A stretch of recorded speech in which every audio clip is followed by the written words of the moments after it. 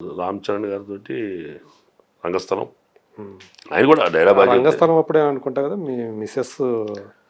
రంగస్థలం ఒక గొప్ప ఇన్సిడెంట్ నా జీవితంలో మర్చిపోలేనిది ఏంటంటే విషాదానికి అదే పరాకాష్ట, హ్మ్. ఆనందానికి అదే పరాకాష్ట. ఒకవైపు మంచి వేషం, ఒకవైపు ఏమో ఈ విషాదం. 1వ తారీఖు ఆవిడ చనిపోయింది. యాక్చువల్గా మీ అంటే మీ సాంసారిక జీవితం ఎక్కువ కాలం మీరు గడపకుండానే 20 years నా జీవితం హ్మ్, భర్తగా. భర్తగా. భర్త చాలా చిన్నది నాకు. ఓకే. 1వ తారీఖున April 1st చనిపోయింది ఆవిడ. 2017 April 5th నా డేట్ ఇచ్చినారు రంగస్థలం. 4 రోజులు గ్యాప్ అంతే. అంతే. హ్మ్. సరే సెకండ్ డే సెరమనీ చేసాము. థర్డ్ డే విజయవాడ వెళ్ళి గుంటూరు కృష్ణా గోదావరి కలిపి వచ్చాను. వచ్చిన తర్వాత డిస్కషన్ రేపు నైట్ వెళుతున్నా నేను అని. ఇక అందరూ అంటే పెద్దలంటే మా మేనత్త, మా పిన్ని గారు, మా అత్తగారు, మా అక్కాయి, మా అన్నాయి, ఇలాగా నన్ను అరే ఊరిని తిట్టగలిగిన వాళ్ళందరూ కూడా వద్దని వారించారు. వెళ్ళకూడదని. వెళ్ళొద్దు, బుద్ధి లేదా నీకు, ఎట్టెళ్తా నువ్వు, కర్మయ్యలోపు పులి మీద దాటొద్దు అంటారో నువ్వేంట్రా అని మా మేత గట్టిగా మందలించే చనువున్న ఆవిడ. బుద్ధి లేదా నీకు, పిచ్చి పెట్టింది ఏంటారు నీకు, సినిమా పిచ్చి పెట్టింది నీకు, వెళ్తానంటే. నాకు ఇద్దరు ఆడపిల్లలు. ఇద్దరు ఆడపిల్లలు. ఒకరేమో అనుకుంటా. 2 ఆడపిల్లలు. ఓకే. పెద్ద పాప డిగ్రీ ఫస్ట్ ఇయర్ చదువుతుంది, చిన్న పాప ఫస్ట్ ఇయర్ ఇంటర్మీడియట్ చదువుతుంది. అప్పుడు లేట్ మ్యారేజ్ కదా నాది. అయితే ఈ నాకేమో ఒక అవకాశాలు వదిలిపెట్టలేము, జరిగిందని తేలేము. కర్మనే మనం దాన్ని వక్రీకరించి మన దాన్ని ఇచ్చేసేది లేదు, మార్చలేము, విధిని మార్చలేము, అవకాశం వదలలేము.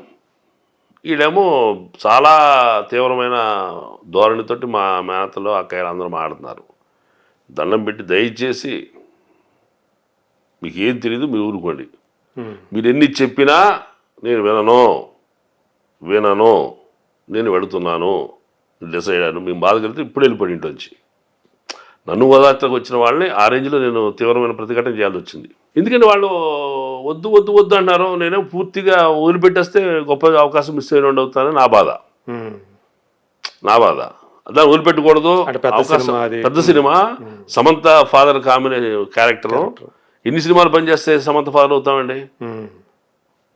టాప్ హీరోయిన్కి ఫాదర్ అవ్వాలంటే కొన్నేళ్ల సర్వీస్ మనకు ఉండాలి, ప్రజల్లో రికగ్నిషన్ ఉండాలి, దర్శకుల దగ్గర గుర్తింపు ఉండాలి, నేను చేయగలను నమ్మకం రాసే రైటర్కి ఉండాలి, డైరెక్టర్కి ఉండాలి, అందరికి ఉండాలి. సో అది 2వ సినిమాకి వచ్చింది భాగ్యం. అది ఎందుకు వచ్చిందంటే చిరంజీవి గారితో ఆ సినిమా చేయటం, సుకుమార్ గారు నన్ను పిలిపించటం, నన్ను మాట్లాడించడం, నాతో మాట్లాడదని రైటర్ నన్ను గౌరవం అంతా కలిసి వెరసి అది తండ్రి పాత్రకి వెళ్ళా. ఓకే. దాన్ని ఈ యొక్క సమస్యలు చుట్టుపడితే ఎట్టాగనేది నా బాధ. నేను ఒకటి చెప్పాను మీకు, రామ్ చరణ్ సమంత గారి కాంబినేషన్ మీకు తెలియదు, మైత్రి మూవీస్ యొక్క వాల్యూస్ మీకు తెలియవు, సుకుమార్ గారు ఎవరో మీకు తెలియదు, ఆయన గొప్పతనం మీకు తెలియదు, సమంత ఫాదర్గా నాకు వచ్చే ఒక ఇమేజ్ మీకు తెలియదు, మీరు చెప్పే పులి మీద దాడితే ప్రమాదం అనే విషయం కూడా మీకు తెలియదు. వినడం తప్ప ఎక్కడ సత్యాన్ని తెలుసా మీకు? అయితే నువ్వు చెప్పు, నీ జీవితంలో విన్నావా నువ్వు? ఒక కారణాల వల్ల ఆయన అంటే ఉంచుతారు, ఒంటరికి పోతే డిప్రెషన్ అయ్యి సస్తాడని చెప్పి పులి మీద దాటొద్దని భయపెడతారు. సైకలాజికల్గా అంతే నాకు తెలిసిన నాలెడ్జ్ అని నేను అప్పటికప్పుడు విశ్లేషణ వచ్చి పులి మీద దాటొద్దని అంత తీవ్రమైన వాదన చేసి అత్తయ్య నేను చెబుతున్నాను, ఎడుతున్నా, నిజంగా మీరు చెప్పిన మీరు నమ్మినట్టుగా పులి మీద దాటితే సస్తాననుకో, 2 ఆడపిల్లలు దయవిಟ್ಟು కాపాడండి, లేదు గాలి వదిలేసండి, ఆడపిల్లలు కదా అటు వాడు బతుకుతారన్న. అక్కడ ఉరుమూసారు. ఇక అక్కడ ఆగిపోయారు. మా అన్నయ్య సరే మీరు ఒత్తిడి చేయమాకండి, పెద్దబాబు డిసైడ్ అయ్యాడు కదా వెళ్ళి వస్తాడులే ఏమవుతుంది అని మా అన్నయ్య కొంచెం ఇక అందరు ఆగమని చెప్పడంతో సరే రా నీ ఇష్టం ఇల్లు అన్నారు. నేను బిక్కుమంటాను వెళ్ళా. అంటే యాక్చువల్గా ఆ టైంలో కొంతమంది మీకు వ్యతిరేకం అయ్యారు బాగా. మొత్తం మహిళా జాతి అంటే నన్ను తిట్టే స్థాయిలో నా అక్క బంధువులు ఎంత సర్ది చెప్పినా మనసులో అయితే అలా ఉంటుందిగా, మూర్ఖంగా వెళ్తున్నాడని. అయితే నేను ఆ సందర్భం ఏం చేశానంటే, మీరెవరు డెసిషన్ మేకర్స్ గారు, ఈయన నా ప్రయాణానికి డెసిషన్ మేకర్స్ నా బిడ్డలే.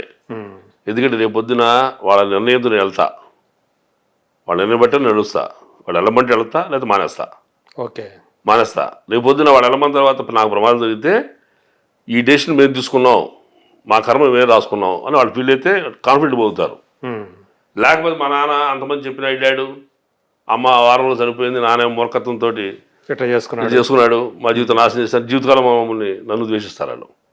రండి తల్లి మీరు చెప్పండమ్మా, మీరు భయపడద్దు, నేనేం అరవను, నేను జీవితం మిమ్మల్ని కొట్టను, ఇంకా అయిపోయింది, మిమ్మల్ని ప్రాణప్రదంగా చూసుకోవటమే దేవుడు నాకు వదిలిపెట్టిన బాధ్యత, మీరు ఏ నిర్ణయం తీసుకోండి, మీరు వెళ్ళమంటే వెళ్తా, వద్దంటే మానేస్తా, మీ ఇష్టం అంటే చెరువు పక్క వచ్చి కూడబలుకున్నట్టుగా ఇల్లు డాడీని ఏడ్చేశారండి మేపడి. ఇల్లు డాడీ అని అంటే నన్ను టోటల్ నమ్మారు. అదే తల్లి మీకు ఇంక అన్యాయం జరగదు, నీకు భార్య కావాలా భాగ్యం కావాలా అని దేవుడు అడిగాడు, నేను నిర్ణయం చెప్పినప్పుడు మీ అమ్మ తీసుకెళ్ళిపోయాడు, నన్ను బతికిచ్చింది మేము బంగారం చూసుకోమని, అవకాశం ఇచ్చిందే జీవితం ఇది, నీది జీవితం ఇదిరా అని చెప్పని, నేను తిరిగి వస్తా, జస్ట్ 4 days 5 days, మీరు ధైర్యంగా ఉండండి తిరిగి వస్తా, నాకు ప్రమాదం జరగదు, లేకపోతే చిరంజీవి గారు ఆ వేషం ఎవరో, అదే రెండో సినిమాకి సుకుమార్ గారు పిలిచి ఈ వేషం ఎవరో, నా డెస్టినీ ఖచ్చితంగా అర్థమైపోయింది, నా జీవితం రియల్ ఎస్టేట్ కాదు సినిమానే. సో ఇమీడియట్గా మీకు వచ్చిన ఆఫర్ అదే రంగస్థలమే. నేను చిరంజీవి గారి సినిమా చేసినది మళ్ళీ యాక్షన్ కోసం ట్రై చేయలేదు, పెద్దగా యాక్టర్ అవ్వాలని అనుకోవాల్సిన నేను మళ్ళీ అదే సుకుమార్ గారు పిలవడంతో నాకు డెస్టినీ ఓకే ఇదనమాట, నా డెస్టినీ, నా జీవితం ఇదనమాట. అంటే నిజంగా మీకు చెప్పాలంటే బలపడింది ఇక రంగస్థలమే, కెరీర్ ఇందులోనే సినిమాలో నా కెరీర్ అనేది దేవుడు ఇలాంటి అవకాశం ఇలా ఇచ్చాడంటే నేను కోరుకున్నది ఇచ్చాడు. నేను 10 మెట్టు ఎక్కేలోపే 100 మెట్లు అయిపోయి అవసరం పడేశాడు నన్ను. కాబట్టి ఇదే నా లైఫ్ అని నేను డిసైడ్ అయిపోయిన తర్వాత ఇంకా నాకు జరగదనే నా ప్రగాఢ నమ్మకం. అదే వారం కిందట జరిగిపోయింది ఒక దుర్ఘటన, ఇంట్లో విషాదం, మళ్ళీ ఇంత గొప్ప అవకాశాలు ఇచ్చింది ఏంటంటే నన్ను టెస్ట్ చేయటమే. అది నాకు యాసిడ్ టెస్ట్ లాంటిది అది. వీడు ధైర్యంగా అని నాకు పుస్తకం చదవడం వల్ల వచ్చిన మనోధైర్యం కూడా చెప్పాలి. ఒక విజేత ఆత్మకథ అని అబ్దుల్ కలాం గారు రాశారు. దాంట్లో ఒక చోట ఆటోబయోగ్రఫీ ఆయన ఒక చోట చెప్పారండి, భగవంతుడు నీకు ఒక అద్భుతమైన విజయాన్ని అందించే ముందు నువ్వు దాన్ని భరించగలవా లేదని పరీక్ష కోసం పెద్ద శ్రమను కష్టాన్ని పెడతాడు, ఆ కష్టం దాటి వస్తే ఆ బరువుని ఎత్తి పెట్టేస్తాడు, గొప్ప ఘన విజయాన్ని నీకు ఇవ్వాలనుకుంటే గొప్ప కష్టాన్ని పెడతాడు. అది మీకు ఇన్స్పిరేషన్. అది నాకు మైండ్లో పట్టి నిజమా అని నేను తరచి చూసుకునేవాడిని. అది మైండ్లో ఇప్పుడు చెప్తున్నానంటే గుర్తుండిపోయింది, ఒకసారి చదివితేనే గుర్తుండిపోయింది. ఇది జీవిత పైగా చెప్పినాడు మహానుభావుడు కదా, మేధావి. అది నా జీవితానికి ఇక్కడ అనలైజ్ చేశా, వీళ్ళకి చెప్పా. ఈ విషాదంలో ఇంత తీవ్రమైన ప్రతిఘటనలో నా పిల్లలకి ఒక ధైర్యాన్ని కరేజ్ ఇవ్వడం కోసం భగవంతుడు పెట్టే ముందు పెడతాడమ్మా, దేవుడు పరీక్ష పెట్టాడు, నాకు నిర్ణయం చెప్పేలోపు అమ్మని తీసుకెళ్ళిపోయాడు, మిగిలింది భాగ్యమే, అది సినిమానే దేవుడు అని నేను చెప్పేటగా. గొప్ప విజయాలు ఇచ్చే ముందు గొప్ప కష్టాన్ని పెడతాడు, ఆ కష్టం అమ్మ సావు, ఘన విజయమే సినిమా జీవితం. మీరు నమ్మండి, believe it, I will come back, don't worry, చాలా కాన్ఫిడెంట్ ఉండండి, నాకేం అవుదాం. యాక్చువల్గా ఏంటంటే మీరు ఆ విషాదాన్ని మర్చిపోవడానికి కూడా ఇది పనికి వస్తుంది కదా ఈ పనిలో పడితే. చెప్పాలంటే ముఖ్యంగా ఏంటంటే ఆపర్చునిటీ గొప్పది. మామూలు సినిమా ఏదో సినిమా అంటే నేను వెళ్ళేవాడిని కాదు, ఖచ్చితంగా వెళ్ళేవాడిని కాదు, అంత ప్రాముఖ్యం ఇచ్చేవాడు కాదు. అది సుకుమార్ గారు ఫస్ట్ కాంబినేషను, రామ్ చరణ్ అంటే సమంత ఫస్ట్ కాంబినేషను, హీరోయిన్ ఫాదర్గా నాకు గొప్ప ఎలివేషను, ఇన్ని రకాల హిట్ కాంబినేషన్స్ ఉన్నాయి అక్కడ. ఒక మంచి అవకాశం, మంచి గొప్ప అవకాశం మళ్ళీ దక్కంది. మరి 6 ఏళ్ళు నేను జాంబిరెడ్డిలో అయ్యాక తప్ప హీరోయిన్ ఫాదర్గా మళ్ళీ ఎక్కడ హీరోయిన్ ఫాదర్ చేసిన వాడిని కాదు. అట్లా రెండో సినిమాకే సమంత టాప్ యాక్టర్స్, ఆవిడ మన రామ్ చరణ్ గారు. So I don't want lose that opportunity, great opportunity. తీరా వెళ్తే అక్కడ పెద్ద సమస్య ఏంటంటే రామ్ చరణ్ గారేమో అయ్యప్ప మాల్లో ఉన్నాడు అప్పుడు, నేనేమో మైల్లో ఉన్నా, భార్యకి కర్మకాండలు చేసి ఎక్కడ కూడా ఆయన చేయి తాకుండా సెకండ్ ఇవ్వకుండా దూరం నుంచి ముళ్ళకంచి అడ్డు పెట్టుకుని చూసుకుని ఆయన అక్కడ కూర్చుంటే ఈ దూరంగా పక్క దొడ్లోంచి మా ఇద్దరికి మధ్య ఇంత ముళ్ళకంచులు ఈ పక్క ముళ్ళు అంటే ఆ చేయి ఇచ్చినా అందుకోలేని దూరంలో బాబు పర్వాలేదు కూర్చోకూడదు అని వెళ్ళిపోయాడిని. అట్లా జాగ్రత్తగా ఎక్కడ ఆయన తాకల ఉమ్. అట్లా గడిపి దాన్ని అట్లాగే పాటించారు. ఉమ్.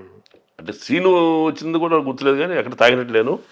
మొత్తానికి అట ఈ దినం కోసం ఉంచిన గడ్డం ఆ తాగుబోతు పాత్రకు సరిపోయింది. ఉమ్. జీవితంలో ఉన్న విషాదం నిషాగా మారింది. నిజంగా తాగేశారేంటి? నిషా మారిందంటే మొహంలో ఉన్న ట్రాజిడీ, Okay. ప్యాథటిక్ కండిషన్స్ తాగు